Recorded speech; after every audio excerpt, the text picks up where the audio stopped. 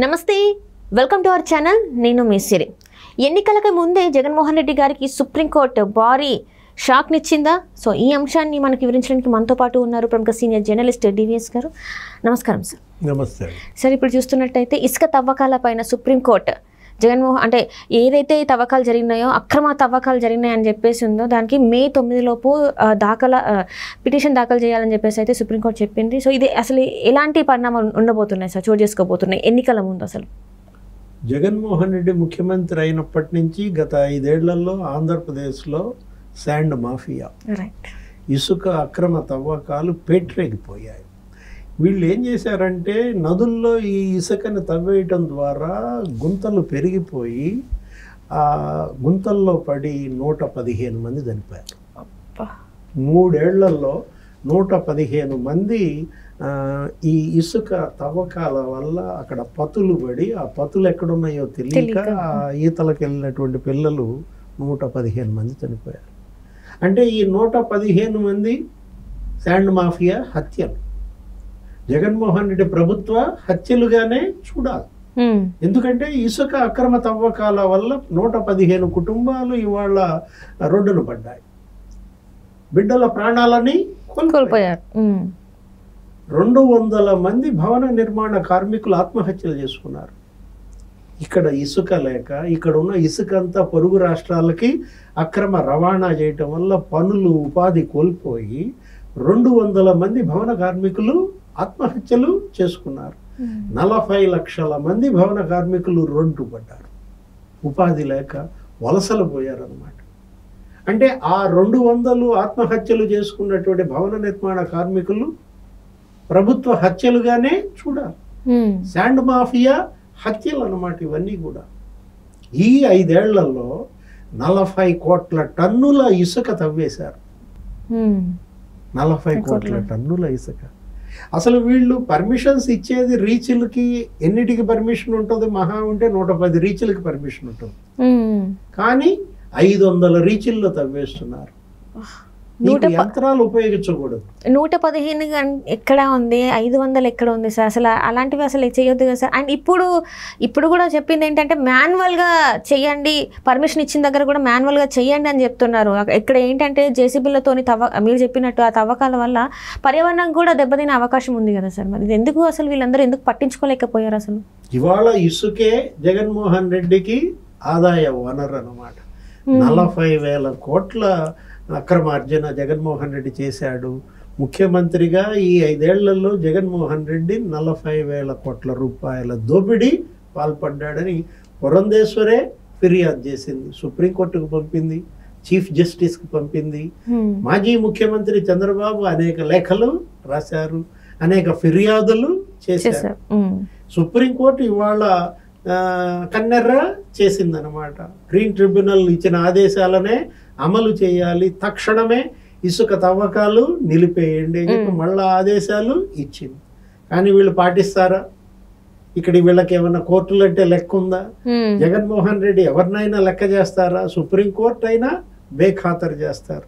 ఎవరి ఆదేశాలు ఇక్కడ పట్టించుకోరు అనమాట. అదేమంటే మాకు 151 మంది ఎమ్మెల్యేలు ఉన్నారు, మ్యాండేట్ నాకు ఇచ్చారు, నేనా ముఖ్యమంత్రి, సుప్రీంకోర్టు చీఫ్ జస్టిస్ ముఖ్యమంత్రి అనే స్థాయికి బరిదెగిచ్చారనమాట.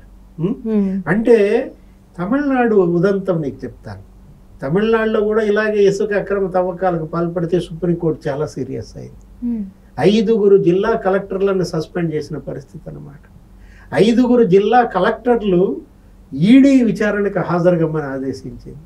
వెళ్ళారు. ఈడీ ఎదుట ఒక్కొక్క కలెక్టర్ 10 గంటలు విచారణ ఎదుర్కొన్నారు. ఐఏఎస్లు ఇవాళ బలి పశువులు అయ్యారు ఈ శాండ్ మాఫియా ఆగడాలకి తమిళనాడులో. ఇక్కడ ఐఏఎస్లు ఐఆర్ఎస్లు అంటున్నారు. సుప్రీంకోర్టు తమిళనాడు కలెక్టర్ల పట్ల ఒక రకంగా వ్యవహరించి మరి ఆంధ్రప్రదేశ్ ఐఏఎస్ల పట్ల ఎందుకు ఇంత ఉదాసీనంగా వ్యవహరిస్తోంది? రిపోర్టు పంపమంది, ప్రతి జిల్లా కలెక్టర్ని రిపోర్టు పంపమని సుప్రీంకోర్టు ఆదేశిస్తే మొత్తం జిల్లా కలెక్టర్లు ఆంధ్రప్రదేశ్లో అందరూ కూడా కట్ అండ్ పేస్ట్, ఒకే రిపోర్టు. అసలు కనీసం సెంటెన్స్లు మార్చకుండా, పారాగ్రాఫ్లు మార్చకుండా సుప్రీంకోర్టుకు పంపించారంటే మేము విజిట్ చేసాం, రీచ్లు చూసాం, ఎక్కడ యంత్రాలు లేవు, అంతా మాన్యువల్గానే జరుగుతుంది. పర్మిషన్ ఉన్న రీచ్ల్లోనే తవ్వకాలు జరుగుతున్నాయి, పర్మిషన్ లేని రీచ్ల్లో తవ్వకాలు జరగటం లేదు. Cock and bull stories. ఎవరన్నా నమ్ముతారా? ఇసుక ఇవాళ ఆంధ్రప్రదేశ్ నుంచి తెలంగాణకి 100 లోడ్లు తరలిపోతున్నాయి. మనం చూస్తే ఆంధ్ర తెలంగాణ బోర్డర్ జగ్గైపేట ఈ ఏరియాలో చూస్తే నీ కళ్ళ ముందు కనపడతా ఉంటుంది. ఇసుక ఉత్తరాంధ్ర నుంచి ఒరిస్సాకి తరలిపోతుంది బోర్డర్లు దాటి. ఇసుక రాయలసీమ నుంచి కర్ణాటక పోయేది కర్ణాటక పోతుంది, తమిళనాడుకు పోయేది తమిళనాడుకు పోతుంది. నిత్యం 100 లోడ్లు ఇసుక అక్రమ రవాణా జరుగుతుంటే చోద్యం చూస్తున్నారు.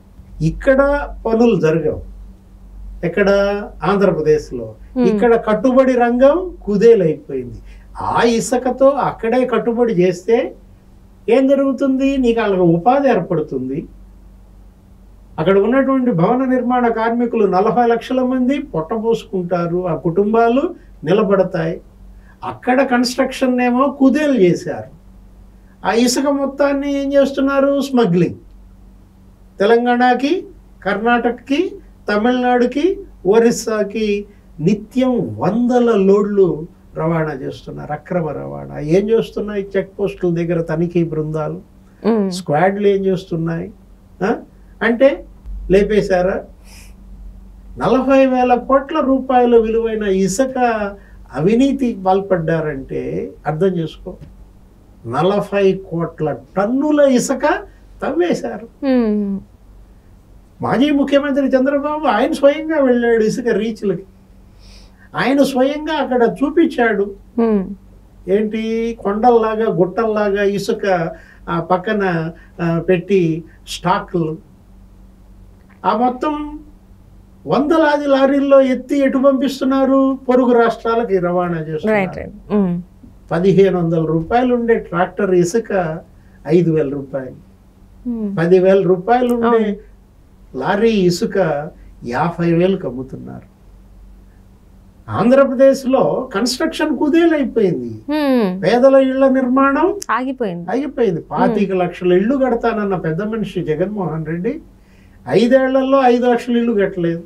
కానీ ఇప్పుడు ఒకటి మొన్నటి వరకు ఒక మాట మాట్లాడారు కదా సార్, ఇప్పుడు ఎవరెవరైతే ఇల్లు కట్టుకుంటున్నారో వాళ్ళకి నేను ఫ్రీగా ఇసుక ఇచ్చేస్తానని చెప్పేసి అంటున్నాడు. అది ఎలా ఇవ్వబోతున్నారు సార్? మరి తను మాట్లాడాడు కదా. ఆయన చెప్పేది ఒకటి, చేసేది ఒకటి. మాటల్లో తేనె, చేతల్లో కత్తులు. జగన్మోహన్ రెడ్డి తత్వం జనానికి అర్థమైపోయింది. అతను ఒక మహానటి అని మనం ఇందాక అనుకున్నాం కదా. నిన్న మొన్న చూశాను మీడియాలో, లోకేష్ బాబు ఎవరన్నారు ఏదో భాస్కర్ అవార్డు ఇమ్మన్నాడు. భాస్కర్ అవార్డు అంటే నాకు అర్థం కాదు. నేను మా అమ్మాయిని అడిగా, ఏంటి భాస్కర్ అవార్డు ఏంటి? ఏదో ఆస్కార్ అవార్డు గురించి నాకు తెలుసు కానీ భాస్కర్ అవార్డు ఏంటంటే అప్పుడు మా పాప చెప్పింది ఏమని, అదేదో సినిమా ఉందంటే అత్తారింటికి దారి సినిమాలో బ్రహ్మానందం గారు తన ఓన్ డబ్బులతో పెట్టుకుంటారు అనమాట భాస్కర్ అవార్డు అని చెప్పేసి. సో అట్లా జగన్మోహన్ రెడ్డి గారికి కూడా భాస్కర్ అవార్డు ఇవ్వాలని చెప్పేసి లోకేష్ బాబు ఇచ్చినట్టున్నాడు. జగన్మోహన్ రెడ్డికి అవార్డు, భాస్కర్ అవార్డు అంటే బ్రహ్మానందమా? జగన్మోహన్ రెడ్డి పరిస్థితి లోకేష్ దృష్టిలో బ్రహ్మానందం స్థాయికి దిగజారిపోయిందా? అసలు ఈ భాస్కర్ అవార్డు ఏంటి, ఆస్కార్ అవార్డు ఏంటి, ఈ నటి ఏంటి? మహానటుడుగా ఇవాళ జగన్మోహన్ రెడ్డి ప్రజల కళ్ళ ముందు మహాదోషిగా మారాడు. సుప్రీంకోర్టు ఇప్పటికైనా సరైన ఆదేశాలు ఇవ్వాలి.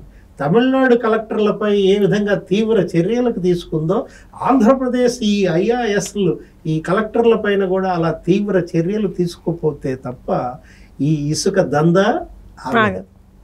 Right sir, right. Thank you so much sir.